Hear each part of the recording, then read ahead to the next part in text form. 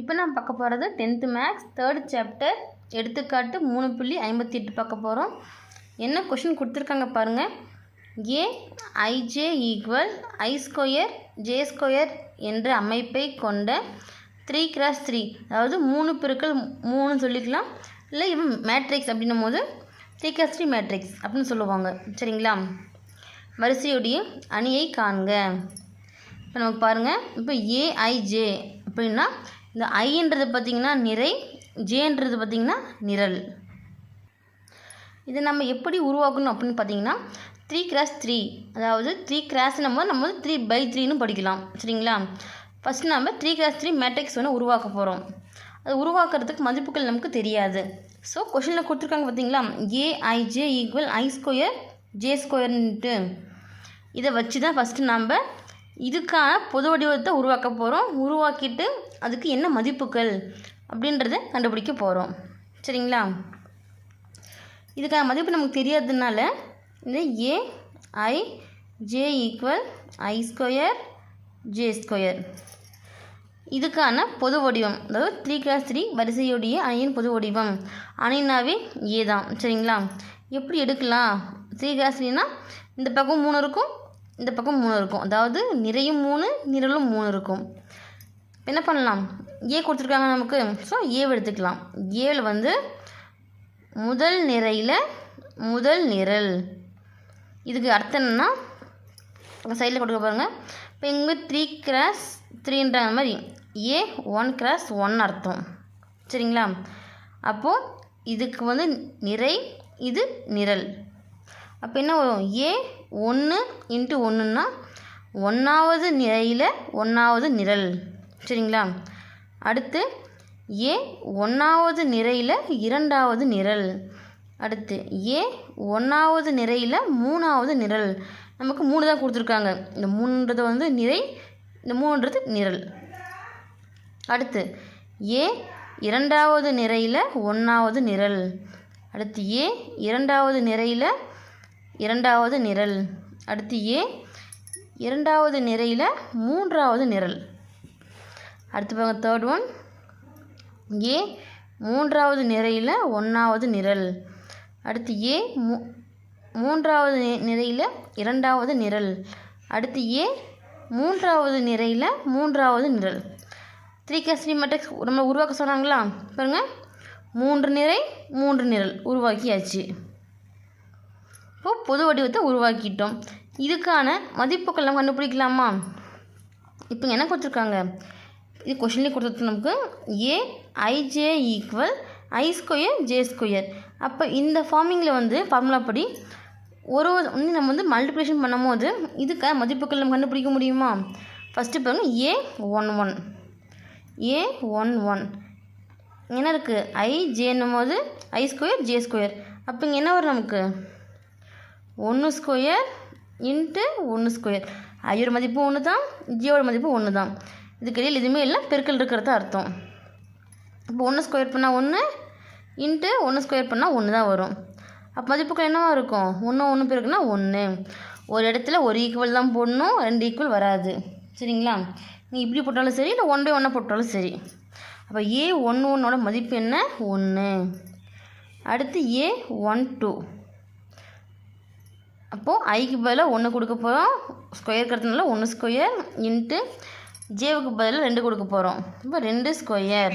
சரிங்களா? 1 ஸ்கொயர் பண்ணால் 1 × 2 ஸ்கொயர் பண்ணால் 4. 1 4 பெருக்கும் போது என்ன வரும்? நமக்கு மதிப்பு 4 வரும். சரிங்களா? அடுத்து பாருங்கள், ஏ 1வது நிறையில் 3வது நிரல். இப்படி எடுத்து எழுதலாம். 1 ஸ்கொயர் × 3 ஸ்கொயர். இப்போ என்ன வரும் நமக்கு? 1 × 1 1 × 1 3 × 3, ஏன்னா 3 ஸ்கொயராக 3 × 3 9. 1 9 பெருக்குன்னா 9. அடுத்து பாருங்கள், ஏ 2வது நிறையில் 1வது நிரல். இப்படி எடுத்து எழுதலாம். 2 ஸ்கொயர் × 1 ஸ்கொயர். 2 ஸ்கொயர் பண்ணால் 2 × 2 4 × 1 ஸ்கொயர் பண்ணால் 1. 4 1 பெருக்குன்னா 4. அடுத்து ஏ 2வது நிறையில் 2வது நிரல். இப்படி எடுத்து எழுதலாம். ஐக்கு பதிலாக 2 இருக்கா, ஜேவுக்கு பதிலாக 2 இருக்குது. இப்போ ஸ்கொயர் வரும். பெருக்கல் இருக்கிறதுனால பெருக்கல். 2 ஸ்கொயர் போனால் 2 × 2 4 இன்ட்டு 2 ஸ்கொயர் போனால் 2 2 4. 4 4 பெருக்குனா 16. அடுத்து பாருங்கள், ஏ இரண்டாவது நிரையில் மூன்றாவது நிரல் பெருக்குனா என்ன வரும்? ஐக்கு பதிலாக 2 இருக்குது, அப்போ 2 ஸ்கொயர் இன்ட்டு ஜேவுக்கு பதிலாக 3 இருக்குது, 3 ஸ்கொயர். 2 ஸ்கொயர் போனால் 2 × 2 4 இன்ட்டு 3 ஸ்கொயர் போனால் 3 × 3 9. இப்போ 4 9 பெருக்குனா 36. அடுத்து பாருங்கள், ஏ மூன்றாவது நேரையில் 1வது நிரல் பெருக்குனா என்ன வரும்? இங்கே 3 ஸ்கொயர் வரும், இங்கே 1 ஸ்கொயர்னு வரும். ஐ இடத்துல ஐ மதிப்பு போடணும், ஜே எடுத்து ஜேயோட மதிப்பு போடணும். 3 ஸ்கொயர் பண்ணால் 3 × 3 9 இன்ட்டு 1 ஸ்கொயர் பண்ணால் 1 × 1 1 தான் வரும். 1 9 பெருக்குனா 9. அடுத்த பாருங்கள், ஏ மூன்றாவது நிரையில் 2வது நிரல் பெருக்கும் போது 3 ஸ்கொயர் இன்ட்டு 2 ஸ்கொயர்னு வருமா? 3 ஸ்கொயர் பண்ணால் 3 × 3 9, 2 ஸ்கொயர் பண்ணால் 2 × 2 4. இப்போது 9ஐயும் 4ஐயும் பெருக்கும் போது மதிப்பு என்ன கிடைக்கும் நமக்கு? 36. அடுத்து ஏ மூன்றாவது நிரையில் 3வது நிரல் பெருக்கும் போது என்ன வரும்? 3 ஸ்கொயர் பண்ணால் 3, 3 ஸ்கொயர் இன்ட்டு 3 ஸ்கொயர். ஐயோட மதிப்பு ஜேயோடைய மதிப்பு. 3 ஸ்கொயர் பண்ணால் 9 இன்ட்டு 3 ஸ்கொயர் பண்ணால் 9. 9 9 பெருக்குனா 81. இப்போது இந்த மேட்ரிக்ஸில் இருக்கிற எல்லா மதிப்புக்கும் நம்ம கண்டுபிடிச்சாச்சு. இங்கே அப்ளை பண்ணுவோமா? அப்போ என்ன வரும்? A is equal, இங்கே ஒன்ஸ் எடுத்து எழுதிட்டாலும் சரி, இல்லை அப்படியே எழுதிட்டாலும் சரி. நான் ஒன்ஸ் எடுத்து எழுதிக்கிறேன் தெரிஞ்சுக்கிறதுக்காக உங்களுக்கு. இப்போ A11 A12 A13, அடுத்து A21 A22 A23ன்னு வரும். அடுத்து A31 A3, எனக்கு 3 × 2 அப்படின்னு நீங்கள் மென்ஷன் பண்ணிக்கலாம்.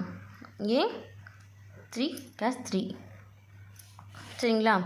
இது நமக்கு 3 × 3 மேட்ரிக்ஸு. கீழே போட தேவையில்லை, ஜஸ்ட் உங்களுக்கு புரிந்ததாக போட்டிருக்கேன், அவ்வளவுதான். இப்போ இதுக்கான மதிப்புகள், A11க்கான மதிப்பு என்ன? 1. A12க்கான மதிப்பு என்ன? 4. A13க்கான மதிப்பு என்ன? 9. A21க்கான மதிப்பு என்ன? 4. A22க்கான மதிப்பு என்ன? 16. அடுத்து A23க்கான மதிப்பு 36. அடுத்து மதிப்பு என்ன? 9. அடுத்து 36 81. இப்போது 3 × 3 மேட்ரிக்ஸ்க்கான மதிப்பு நம்ம கண்டுபிடிச்சாச்சு. ஃபைனலாக எடுத்து எழுதும் போது ஆன்சர் மட்டும் நீங்கள் டவுட்டாக இருந்தால் செக் பண்ணியும் பார்த்துக்கலாம். இப்போ பாருங்கள், 3 × 3 மேட்ரிக்ஸ் நம்ம உருவாக்கியிருக்கோமா அப்படின்னு பார்த்தீங்கன்னா, நிரல் பாருங்கள் 3 இருக்கா, நிறையும் 3 இருக்குது, நிரலும் 3 இருக்குது. இது நம்ம நிறை சொல்லுவோம், இது நிரல். சரிங்களா? ஃபைனலாக 3 × 3 மேட்ரிக்ஸ் போட்டாலும் சரி போடலாம் சரி, மெயினாக ஆன்சரை பிளாக்கில் கொடுத்துக்கோங்க.